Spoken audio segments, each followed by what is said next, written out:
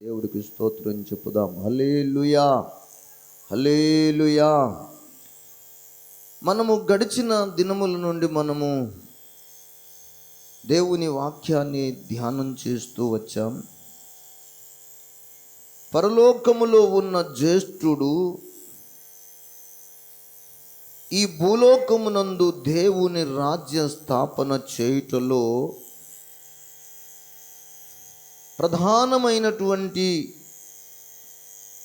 7 ప్రాముఖ్యమైన కార్యాలు భూమి మీద ఆ పరలోకపు జ్యేష్ఠుడు నెరవేర్చవలసి ఉంది. దానినే మనము 7 ప్రధానమైన మెట్లు అని మనము గతసారి చెప్పుకున్నాం.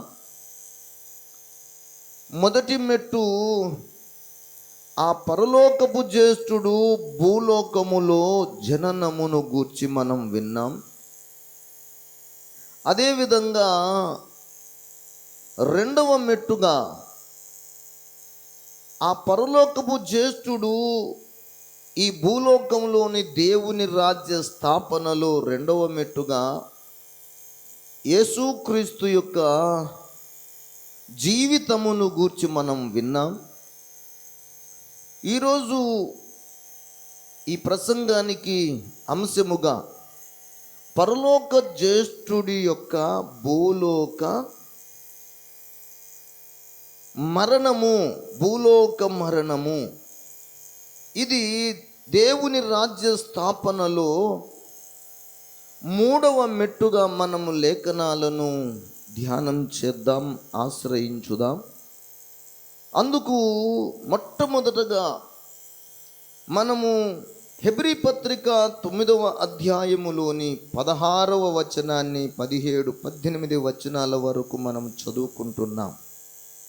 మరణ శాసనము ఎక్కడ ఉండునో అక్కడ మరణ శాసనము వ్రాసిన వాని మరణము అవశ్యము. ఆ శాసనమును వ్రాసిన వాడు మరణము పొందితేనే అది చెల్లును. అది వ్రాసిన వాడు జీవించుచుండగా అది ఎప్పుడైనను చెల్లునా? ఇందుచేత మొదటి నిబంధన కూడా మరణము లేకుండా, రక్తము లేకుండా ప్రతిష్ఠింపబడలేదు అని పరిశుద్ధ గ్రంథములో నుండి ఈ హెబ్రీ పత్రిక 16, 17, 18 వచనాలను మనము చదువుకున్నాం. మనమందరం జాగ్రత్తగా గ్రహించుదాము. దేవుని రాజ్యాన్ని గూర్చి మనం ధ్యానం చేస్తున్నప్పుడు సమీపింపరాని తేజస్సులో ఉన్నటువంటి ఆ మహాదేవుడు భూలోకమునందు దేవుని రాజ్య స్థాపన జరిగించబడాలి అని ఈ భూమి మీద దేవుడు తన పోలికలో, తన స్వరూపమునందు ఆదామును హవ్వను చేశాడు. ఆ ఆదాము హవ్వలతో దేవుని రాజ్య స్థాపన ఈ భూమి మీద జరిగించబడాలని, ఆ దేవుని రాజ్య స్థాపనలో దేవుని యొక్క స్వభావం అంతయు, దేవుని యొక్క ప్రేమ అంతయు, దేవుని యొక్క నీతి అంతయు ఈ భూమి మీద నెరవేర్చబడాలని దేవుడు తలంచి ఉన్నాడు. కానీ దేవుని యొక్క కార్యాలకు, దేవుని యొక్క తలంపులకు, దేవుని యొక్క ఆలోచనలకు, దేవుని రాజ్య స్థాపనకు అడ్డంకిగా, ఈ దేవుని రాజ్య స్థాపనకు ఆటంకంగా దేవ విరోధి అయినటువంటి అపవాది చేసిన పనిని బట్టి ఈ భూలోకములో దేవుని రాజ్య స్థాపన ఆగిపోయింది. దేవుని రాజ్య స్థాపన ఆగిపోయింది. అయితే దేవుడే ఆదిలోనే ఈ విషయమును దేవుడికి ముందుగానే తెలుసు గనుక ఈ భూలోక రాజ్య స్థాపనను చెయ్యాలనుకున్నప్పుడు దేవుడు ఒక శాసనం చేసి పెట్టి ఉంచాడు. ఏమిటి ఆ శాసనం అంటే, ఇప్పుడు మనము హెబ్రీ పత్రిక అధ్యాయము 6వ వచనంలో ఒక శాసనము వ్రాయబడిందని మనము వింటున్నాము. ఏమి శాసనం అంటే మరణ శాసనము.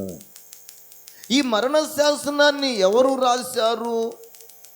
ఈ మరణ శాసనము ఆరంభములో ఎవరి జీవితంలో నెరవేర్పు జరిగింది అని మనం గమనిస్తే, ఈ మరణ శాసనం రాసిన వాడు దేవుడు. ఈ మరణ శాసనం ఎవరి జీవితంలో నెరవేర్చబడింది అంటే, ఈ భూమి మీద దేవుని రాజ్య స్థాపన కొరకై దేవుడు సృష్టించిన, దేవుడు నిర్మించిన మొదటి ఆదాము ద్వారా రాజ్య స్థాపన జరగాలనుకున్నాడు. ఆ మరణ శాసనం వ్రాసిన దేవుడు. కానీ ఆదాము జీవితంలో మీరు జ్ఞాపకం చేసుకునండి, దేవుడు శాసనం ఆ ఆదాముకు చెప్పాడు, నీవు ఇదిగో అన్ని ఫలములను నిరభ్యంతరముగాను తినవచ్చును. 2:9 ఆదికాండం. దేవుడైన యెహోవా తూర్పున ఏదెనులో ఒక తోట వేసి తను నిర్మించి నరుని దానిలో ఉంచెను. దేవుడైన యెహోవా చూపునకు రమ్యమైనదియు ఆహారమునకు మంచిదియునైన ప్రతి వృక్షమును ఆ తోట మధ్యను జీవవృక్షమును మంచి చెడ్డల తెలివినిచ్చు వృక్షమును నేల నుండి మొలిపించెను. దేవుడు ఆ లేఖనాలలో మనకు తెలియచేస్తున్నటువంటి మాటను మీరు జ్ఞాపకం చేసుకొనండి. మరియు దేవుడైన యెహోవా తోటలోనున్న ప్రతి వృక్ష ఫలములను నీవు నిరభ్యంతరముగా తినవచ్చును. అయితే మంచి చెడ్డల తెలివినిచ్చు వృక్ష ఫలములను తినకూడదు. నీవు వాటిని తిను దినమున నిశ్చయముగా చచ్చెదవని ఆదామునకు ఆజ్ఞాపించెను. చూడండి, మరణ శాసనం ఏముంది? దేవుని ఆజ్ఞను అతిక్రమించిన దినమున నిశ్చయముగా నీవు చచ్చెదవు. ఇది శాసనం. ఆ మహాదేవుని ఆజ్ఞను ధిక్కరించితే, ఆ మహాదేవుని ఆజ్ఞను మీరినట్లయితే, ఆ మహాదేవుని ఆజ్ఞను అతిక్రమించినట్లయితే మరణ శాసనం ఏమని చెప్పబడింది? అతిక్రమించిన ఎడల నిశ్చయముగా చచ్చెదవు. ఇప్పుడు మరణ శాసనం రాసింది ఎవరు? దేవుడు. చచ్చింది ఎవరు? దేవుని చేత సృష్టింపబడిన ఆదాము హవ్వలు చచ్చిపోయారు. ఇప్పుడు ఈ చచ్చిపోయినటువంటి ఈ ఆదాము హవ్వల ద్వారా దేవుడు వీరు చావక మునుపు, ఈ మరణ శాసనం వీరికి చెప్పక మునుపు, ఆ మరణ శాసనం రాసిన దేవుని యొక్క ఉద్దేశం, దేవుడి చిత్తం ఏంటంటే ఈ భూమి మీద దేవుని రాజ్య స్థాపన జరగాలి. హల్లెలూయా. దేవుని రాజ్య స్థాపనలో నీతి ఉంటుంది, దేవుని రాజ్య స్థాపనలో సమాధానం ఉంటుంది, దేవుని రాజ్య స్థాపనలో ఆనందము ఉంటుంది. ఈ సమాధానములోనే ఐక్యత, ఈ నీతిలోనే పరిశుద్ధత, ఈ ఆనందములోనే సంతోషం. ఇది దేవుని రాజ్యములో ఉండవలసినటువంటి స్థితిగతులు. కానీ ఎప్పుడైతే ఆ మరణ శాసనము ఆదాముకి ఇవ్వబడిందో, ఆదాము ఆజ్ఞను అతిక్రమించాడో, ఆదాము హవ్వలు ఆజ్ఞను అతిక్రమించినందున ఆదాము హవ్వలకు మరణము సంక్రమించింది. ఇప్పుడు దేవుని రాజ్య స్థాపన సంఖ్య అయితే పెంచబడింది. ఆదాము హవ్వల నుండి సంతానము విస్తరించబడి భూమిని నిండించి ఆ భూమిని అంతటిని వశపరుచుకొని ఈ భూమి మీద పరిపాలన జరుగుతుంది. కానీ ఎవరి పరిపాలన? ఎవరి పరిపాలన జరుగుతుంది? సాతాను వాని పరిపాలన జరుగుతుంది, అపవాది పరిపాలన జరుగుతుంది. అందుకే సృష్టికర్త అయిన దేవుడు ఈ భూమి మీద ప్రత్యేకంగా తన రాజ్యాన్ని స్థాపించాలని దేవుడే ఇదిగో ఈ కార్యములను తలపెట్టడం ప్రారంభించాడు. మరణ శాసనము వ్రాసిన వాడే ఇప్పుడు ఏం పొందాల్సి వచ్చిందంట? ఏమండి చూడండి, ఆ మాటను మీరు జ్ఞాపకం చేసుకునండి. మరణ శాసనము వ్రాసిన వాడు మరణమును పొందితేనే గాని అది చెల్లును. మరణ శాసనమును వ్రాసిన వాడు జీవించుచుండగా అది ఎప్పుడైనను చెల్లునా? అయితే ఇక్కడ మీరు గమనించండి, మరణ శాసనం వ్రాసిన వాడు దేవుడు. రెండో మాటగా, మరణ శాసనము వ్రాసిన వాడు జీవించుచుండగా ఆ మరణ శాసనము చెల్లునా అని వ్రాయబడింది. అంటే మరణ శాసనం వ్రాసిన వాడు ఆ మరణ శాసనానికి తగినట్లుగా ఆయన మరణము అవశ్యము. ఆయన మరణము పొందితేనే ఈ భూమి మీద దేవుని రాజ్యము స్థాపించబడి అది బలముతో ఎదుగుతూ ఉంటుంది. స్తోత్రం. అందుకే ఆ మహాదేవుడు తన శాసనాలను గురించి మనకు తెలియచేస్తూ వచ్చాడు. ఒకటి జననము అనే శాసనం. స్తోత్రం, హల్లెలూయా.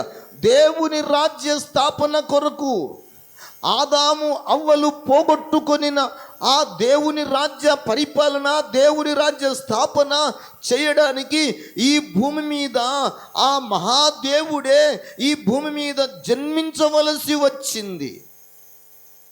పరలోకపు జ్యేష్ఠుడు ఈ భూలోకములో జన్మించవలసి వచ్చింది.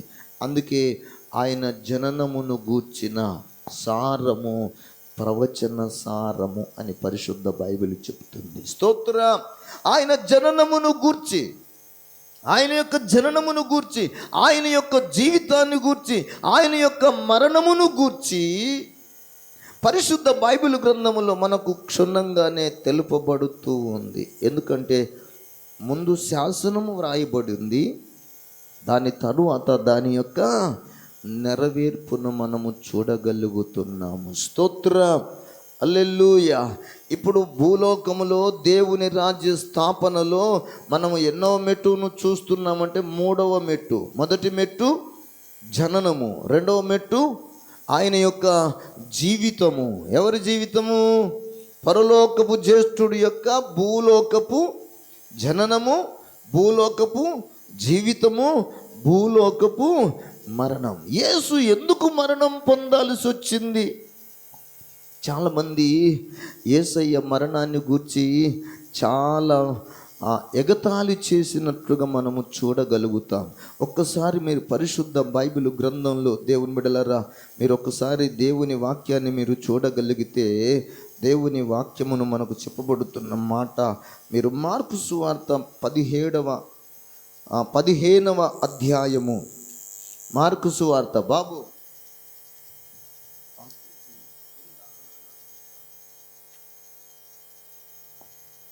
15వ అధ్యాయం, మార్కు సువార్త 15వ అధ్యాయం 27-29 వచనాలు చూడండి. మరియు కుడివైపున ఒకనిని, ఎడమ వైపున ఒకనిని, ఇద్దరు బందిపోటు దొంగలను సిలువ వేసిరి. మార్గమున వెళ్ళుచున్నవారు తలలు ఊపుచు దేవాలయమును పడగొట్టి 3 దినములలో కట్టువాడా, సిలువ మీద నుండి దిగి నిన్ను నీవే రక్షించుకొనుమని చెప్పి ఆయనను దూషించిరి. ఎవరిని గురించి మాట? యేసు ప్రభు సిలువ మరణం పొందటానికి పరిస్థితులు అన్నీ అనుకూలించాయి. ఎందుకు సిలువ మరణము యేసు ఎందుకు పోవలసి వచ్చింది అంటే, తండ్రి అయిన దేవుడు వ్రాసినటువంటి మరణ శాసనము ప్రకారముగా యేసు మరణం పొందవలసి వచ్చింది. కానీ ఈ భూమి మీద వీళ్ళు ఏమనుకుంటున్నారంటే, మార్గస్థులు మార్గం గుండా వెళుతున్న వాళ్ళు ఏమనుకుంటున్నారంటే, యేసయ్యనంట వారు అపహాస్యం చేస్తున్నారు.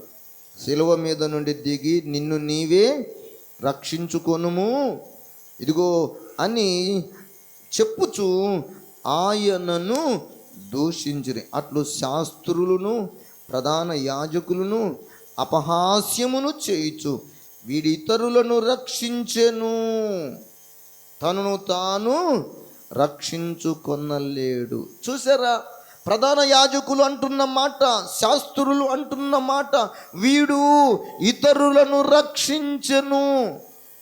యేసు ఎవరిని రక్షించెను చెప్పాలి? ఎవరిని రక్షించెను?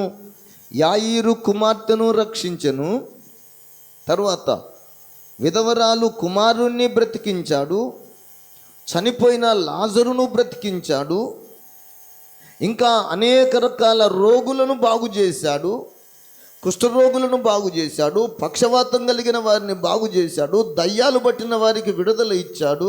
ప్రతి విధమైనటువంటి రోగులను స్వస్థతపరిచిన, జ్వరముతో బాధపడుతున్న పేతురు అత్తను బాగు చేశాడు. రక్తస్రావం కలిగిన స్త్రీని బాగు చేశాడు. గుడ్డివాడిని బాగు చేశాడు. ఇంతమందిని బాగు చేస్తే ఈ శాస్త్రులు, పరిసయ్యులు లేక ప్రధాన యాజకులు వీళ్ళందరూ కల్లార చూశారు. చూసి ఏమంటున్నారంటే, వీడు ఇతరులను రక్షించెను, ఇతరులను అనేకులను రక్షించెను, కానీ తనను తాను రక్షించుకొనలేడు అని వాళ్ళు ఏం చేస్తున్నారంట? అపహాస్యం చేస్తున్నారు. నిజంగా అంతమందిని రక్షించి ప్రాణాలను కాపాడిన వాడు ఏమంటే తనను తాను రక్షించుకోలేడా? మరి శిలువ మీద ఉండడం, శిలువ మీద ఆ 3 మేకులతో ఆ శిలువ మ్రానుకు దిగగొట్టబడడం ఆయన చేతగానితనం అనుకుందామా? ఆయన యొక్క బలహీనత అనుకుందామా? లేకపోతే ఆయనకు ఏ విధము చేత శక్తి లేనివాడు అనుకుందామా? ఆయన భూమి మీద ఉన్నప్పుడు నాకు సర్వాధికారం ఇవ్వబడి ఉంది అన్నాడు. స్తోత్ర, హల్లెలూయా. ప్రాణము పెట్టుటకును తిరిగి తీసుకొనుటకును నాకు అధికారం ఉంది అని చెప్పినవాడు ఆయన. ఇదిగో కుమారుడా, నీ పాపాలు క్షమింపబడి ఉన్నవని చెప్పినవాడు. పాపాలు క్షమించుటకు కూడా నాకు అధికారం ఉందని చెప్పినటువంటి ఈ మహాదేవుని కుమారుడనబడిన, జ్యేష్ఠ కుమారుడనబడిన, పరలోకపు జ్యేష్ఠ కుమారుడైన ఈ భూలోకపు నజరేయుడైన యేసు ఎందుకు సిలువ వేయబడి ఆయన రక్తం చిందాల్సి వచ్చింది? ఎందుకు ప్రాణం పెట్టాల్సి వచ్చింది? ఈ లోకస్తులు ఏమనుకుంటున్నారు? ఎగతాళి చేస్తున్నారు. కానీ యేసు సిలువ మీద వ్రేలాడుట, యేసు సిలువ మరణం పొందుట ఇదిగో అందరికీ ప్రయోజనకరమునై ఉంది. ఎందుకంటే శాసనము నెరవేర్పు జరగాలి. హల్లెలూయా. మరణ శాసనము వ్రాసిన వాడు మరణమును పొందితేనే గాని, మరణ శాసనం వ్రాసిన వాడు మరణమును పొందితేనే గాని ఈ భూమి మీద దేవుని రాజ్య స్థాపన బలముగా జరగదు.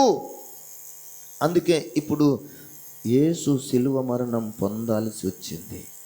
ఆయన ఈ భూమి మీద జీవిస్తున్నటువంటి కాలంలో ఒక మాట చెప్పాడు, మీరు జ్ఞాపకం చేసుకునండి. దయచేసి ఒకసారి మీరు యోహాను సువార్త 12వ అధ్యాయములోనికి మీరు రండి. 12వ అధ్యాయంలోనికి మనము దయచేసి చూడగలిగితే 21వ వచనం నుండి చూడండి. వారు గలిలయలోని బెత్సైదా వాడైన ఫిలిప్పు నొద్దకు వచ్చి, అయ్యా, మేము యేసును చూడగోరుచున్నామని అతనితో చెప్పగా, ఫిలిప్పు వచ్చి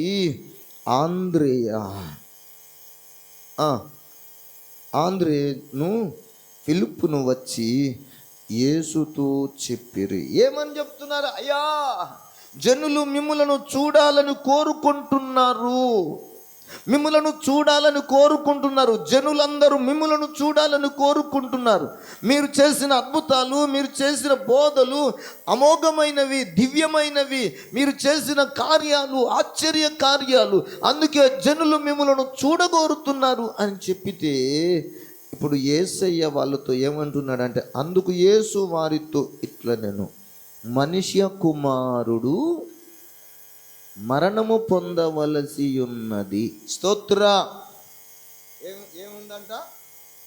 మహిమ పొందుట. మహిమ పొందుట అంటే ఈ మట్టి శరీరాలు మరణించితేనే మహిమ అనేది, మహిమ శరీరముతో లేపబడతామంట. స్తోత్రం. ఈ మట్టి శరీరముతో ఉన్నంత కాలం, అనగా ఈ రక్త మాంసములు కలిగినంత కాలం ఎవ్వరును మహిమను పొందలేరు. ఈ రక్త మాంసములు కలిగిన శరీరం విడిచిపెట్టగలిగితేనే, ఈ రక్త మాంసములు శరీరము మరణము పొంది కొల్లిపోతేనే మహిమ శరీరము పొందగలుగుతాం. అందుకే యేసయ్య ఇక్కడ చెప్పిన మాట, మనుష్య కుమారుడు మహిమ పొందవలసిన గడియ వచ్చుచున్నది. మహిమ పొందడం అంటే ఈ శరీరము పాతి పెట్టవలసి ఉంది. ఈ శరీరము విడిచిపెట్టవలసి ఉంది.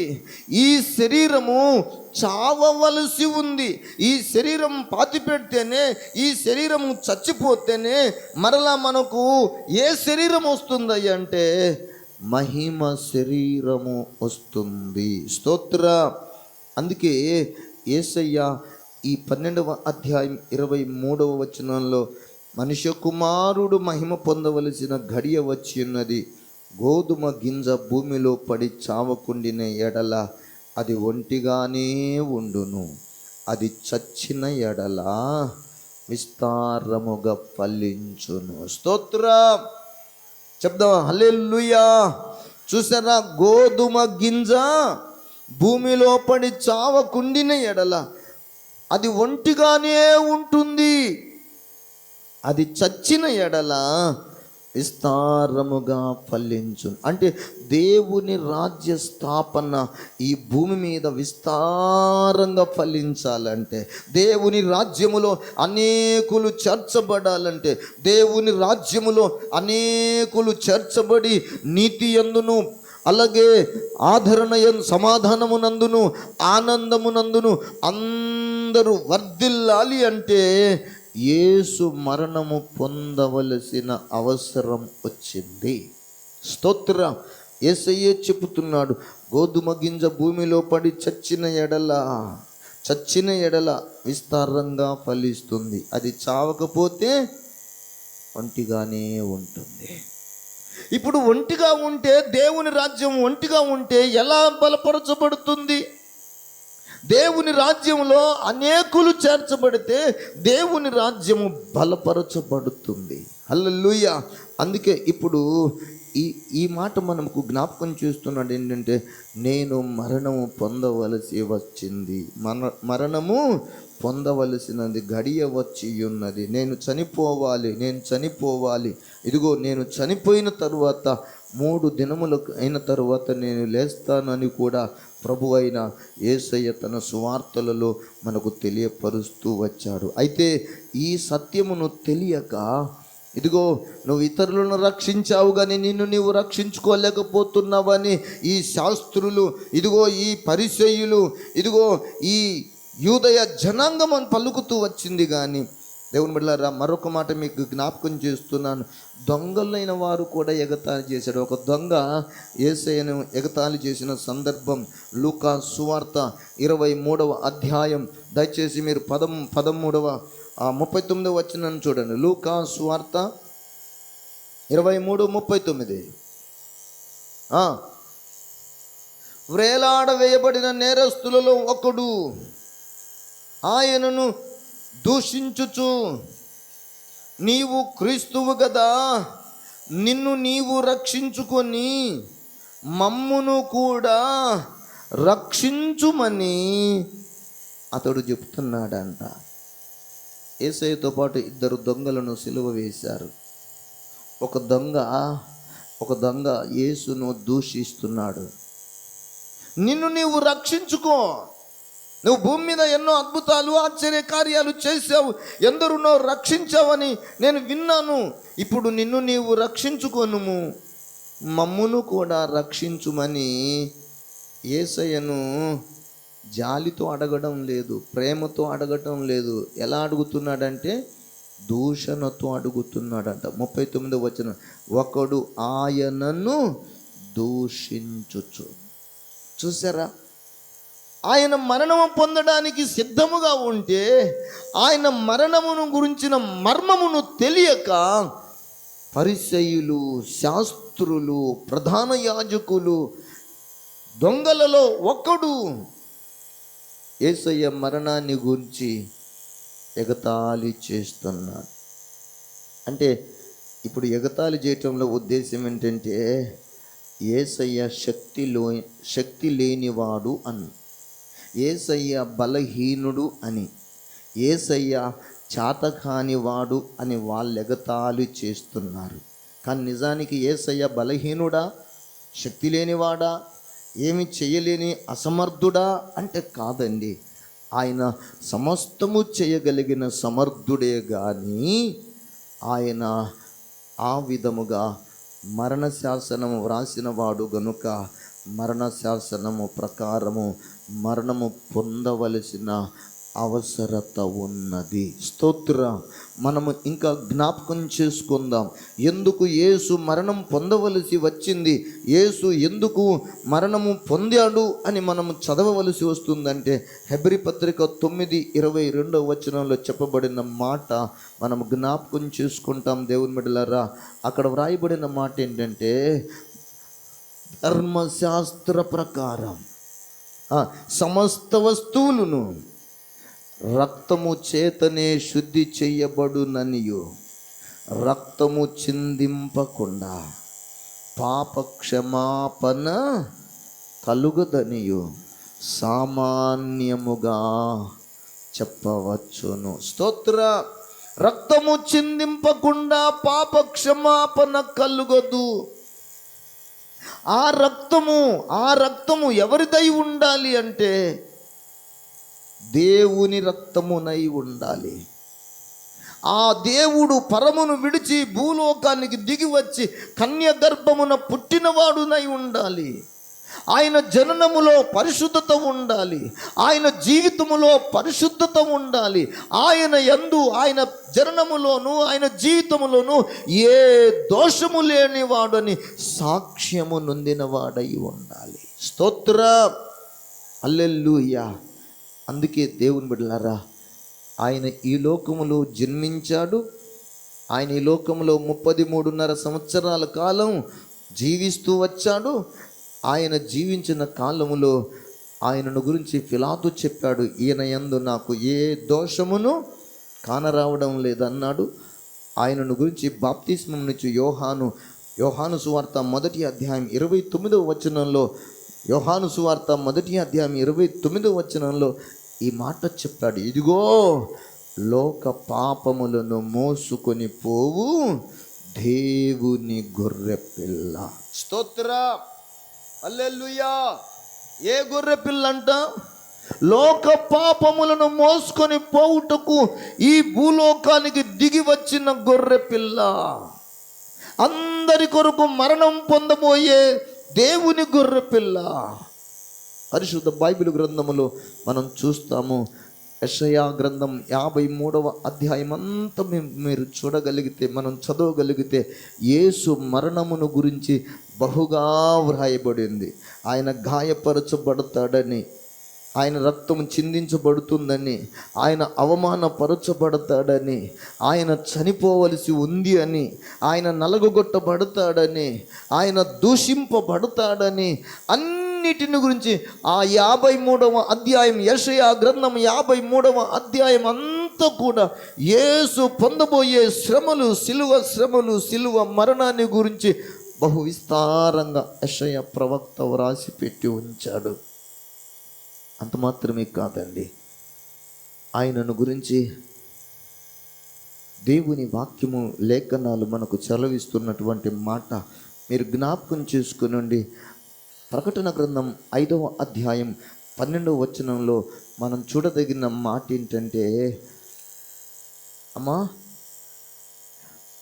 వారందరూ కలిసి ఇలాగూ అంటున్నారు. వారంటే పరలోకములో దైవ దర్శనం చూస్తున్నాడు, దేవదూతలు చేత వాళ్ళందరిని కూడా ఇలాగూ పిలువబడుతున్నారంట. వారందరూ అంటున్నారంటే ఏమంటున్నారంటే, వధింపబడిన గొర్రె పిల్ల.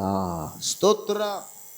ఏ గొర్రె పిల్ల ఇది? వధింపబడిన గొర్రె పిల్ల, లోక పాపములను మోసుకొని పోవు గొర్రె పిల్ల, అందరి కొరకు మౌనము వహించిన గొర్రె పిల్ల, అందరి అతిక్రమముల కొరకు పంచ గాయములను పొందిన గొర్రె పిల్ల. ఈ గొర్రె పిల్ల అందరి కొరకు రక్తము చిందించిన గొర్రె పిల్ల.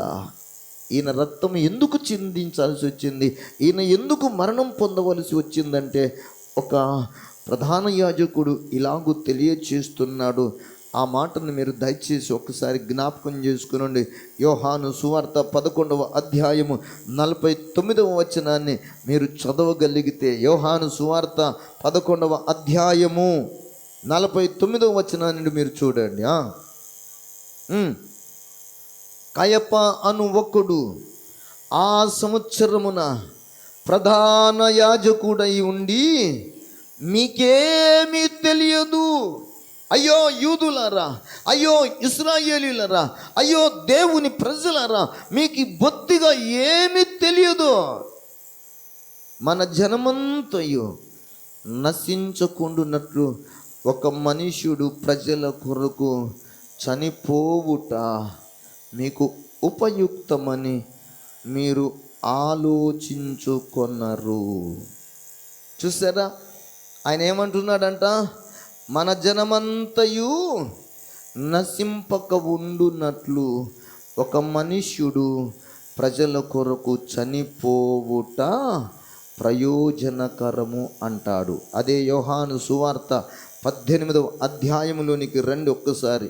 18వ అధ్యాయములో మీరు 13వ వచనాన్ని చదవగలిగితే అక్కడ కూడా ఆ మాట వ్రాయబడినట్లుగా మనం చూస్తాం. 13వ వచనం, అతడు ఆ సంవత్సరమున ప్రధాన యాజకుడైన కయపకు మామ. కయప ఒక మనుష్యుడు ప్రజల కొరకు చనిపోవుట ప్రయోజనకరమని యూదులకు ఆలోచన చెప్పినవాడు. యేసు ఎందుకు చనిపోయాడు? ఏమండి, యేసు ఎందుకు సిలువ వేయబడ్డాడు? యేసు ఎందుకు మరణం పొందవలసి వచ్చింది? యేసు ఎందుకు గాయపరచబడవలసి వచ్చింది? యేసు ఎందుకు ఆ సిలువ మరణం మీద 3 మేకుల చేత దిగగొట్టబడవలసి వచ్చింది? ఎందుకు ఆయన తలకు ముళ్ళ కిరీటం పెట్టాల్సి వచ్చింది అంటే, బైబిల్ చెప్తున్న మాట, లేఖనముల ప్రకారము ఆయన చనిపోయెను. స్తోత్ర, హల్లెలూయా. పరలోకములో దేవుడు లేఖనం రాసి పెట్టాడు, శాసనము రాసి పెట్టాడు. ఈ భూలోకంలో దేవుని రాజ్య స్థాపనను జరిగించేవాడు ఇదిగో ఇలా పుడతాడు, ఇలా జీవిస్తాడు, ఇలా మరణం పొందుతాడు, ఇలాగా మరణాన్ని జయిస్తాడు అని దేవుడు ముందుగానే తన ఆలోచనల ప్రకారం ముందు రాసి పెట్టి ఉంచాడు. ఆ తరువాత ఆ కార్యము అక్షరాలుగా నెరవేర్పు జరుగుతూ వచ్చినది. స్తోత్రం, హల్లెలూయా. యేసు ఏ పాపము ఎరుగనటువంటి వాడు, యేసు ఏ విధమైనటువంటి శాపము లేనివాడు. కానీ ఈ భూమి మీద కయప చెప్పిన మాట ప్రకారం మనుషులందరి రక్షణ కొరకై, ప్రతి మనిషిని యొక్క రక్షణ కొరకాయ, ప్రతి మనిషిని యొక్క పాపము నుంచి విడిపించడం కొరకాయ, ప్రతి వాణిని యేసే వాని శాపము నుంచి విడిపించడం కొరకాయ అందరి కొరకు ఆయన శాపగ్రాహి అయ్యాడు. ఏ పాపము ఎరుగని ఆయన మనందరి కొరకు పాపముగా చేయబడ్డాడంట. మీరు 2వ కొరింథీ పత్రికలోనికి రండి దయచేసి.